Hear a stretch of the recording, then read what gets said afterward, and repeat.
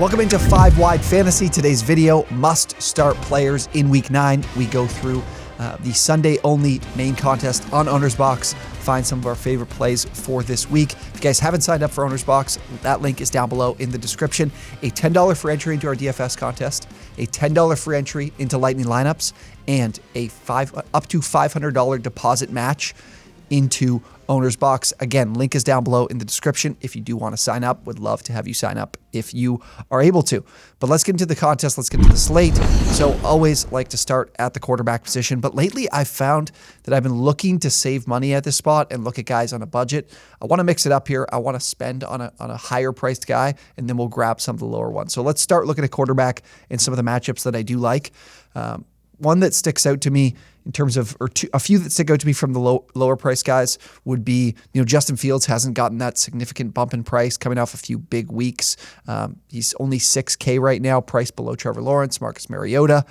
But the thing is here with Fields and in this matchup is bringing in Bradley Chubb as well for the Dolphins. The Dolphins do have a poor secondary, but they've got a great front, and adding Bradley Chubb could make life miserable for Justin Fields. So this could be a tougher matchup than what it's looked like for opposing quarterbacks on the season. So it's someone I that stuck out early, but ultimately not someone I want to go with. Trevor Lawrence. Trevor Lawrence might be the guy I want to go with. It's between two guys. Him being going against the Raiders. The Raiders are third worst in fantasy points allowed. Oh, no, actually, they're dead last in fantasy points allowed to quarterbacks. So a good matchup for Lawrence against the Raiders secondary. And then the other one, Taylor Heineke, going against the Vikings. He's priced at $6K. Actually, sorry, I didn't organize these by salary. I should be doing that. But he's down at $6K. So he's priced right around where Fields is, right around where Bailey Zappi and Mac Jones are.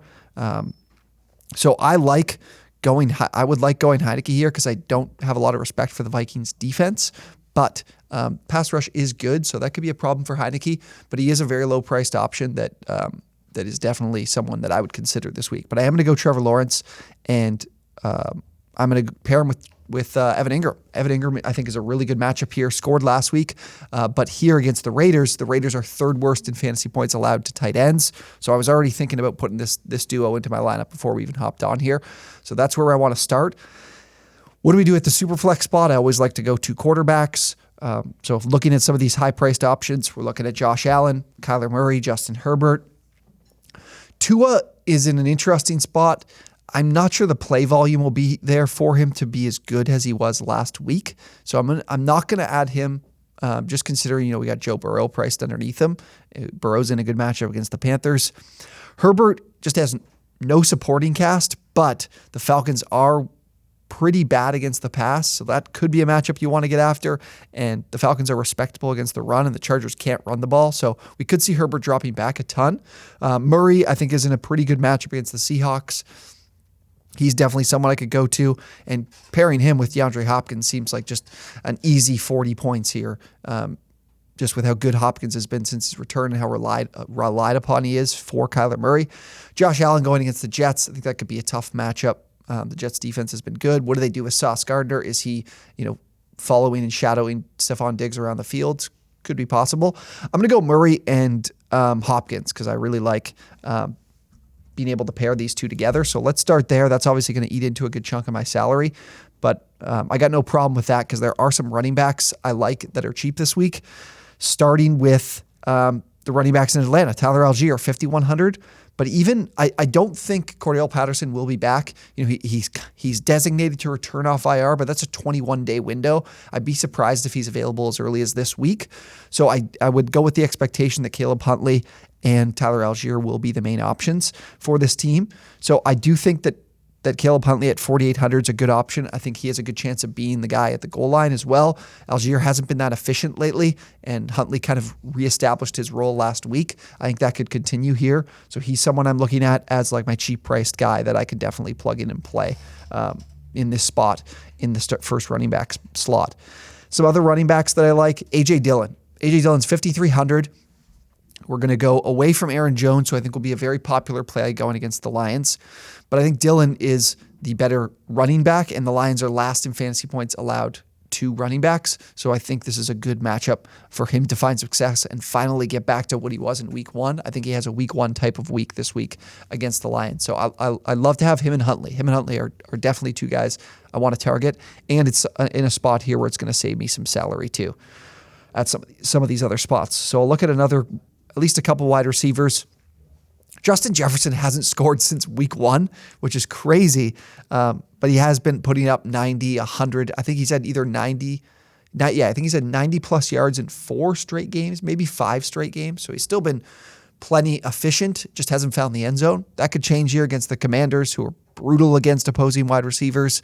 I am going to go with him, and let's see what I have to do to piece the rest of this together, because obviously he's going to cost me a little bit. And I've got 2 spots left in the flex. So I'll go to the flex here. Honestly, once I get past now I've got 4,600 remaining, I do more look at wide receivers because there's not usually running backs that have any type of upside at this price. So I'm going to only filter through wide receivers.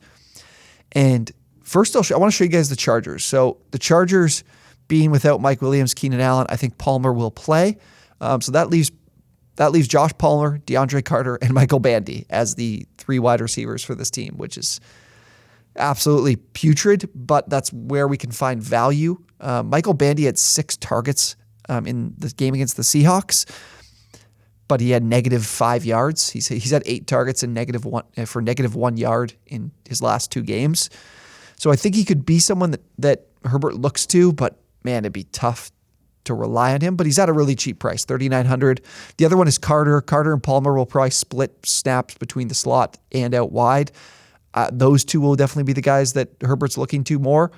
So those are definitely decent options. Palmer's coming off a concussion, and he's more priced appropriately. He's at $5,200. So Carter would be the guy I'd rather look to. I'm going to plug Carter in for right now and then see what we can do with the rest of the lineup. So that leaves us with $4,900. So actually a decent amount to still spend. Guys at that price: Josh Reynolds, Drake London, Darnell Mooney, Isaiah McKenzie, Van Jefferson, Elijah Moore, man.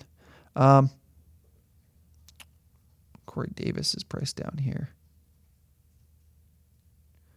And if Jahan Dotson were to return, he's only $4,200. He'd be another decent play as well.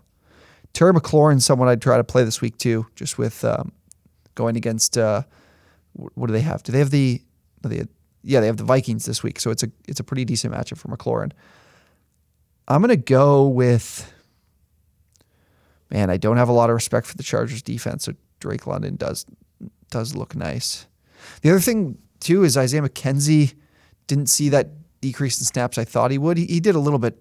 Khalil Shakur was on the field, but with the Jets defense and with Sauce Gardner, they could be some more underneath work, and McKenzie could be the guy involved in that. I'm gonna go Drake London. I don't trust the Chargers defense whatsoever.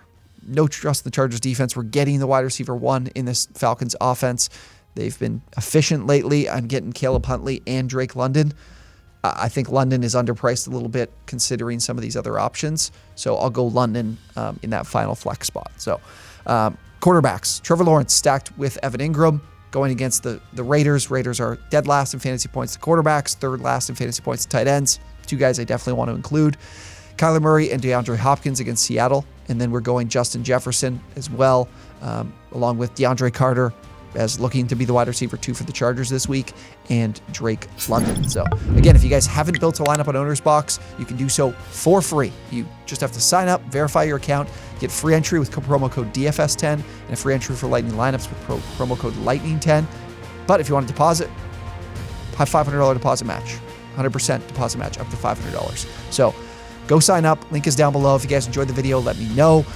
And feel free to drop in the comments with any players you're looking to start or sit this week. Again, subscribe to the channel if you enjoyed, and we will see you guys in the next one.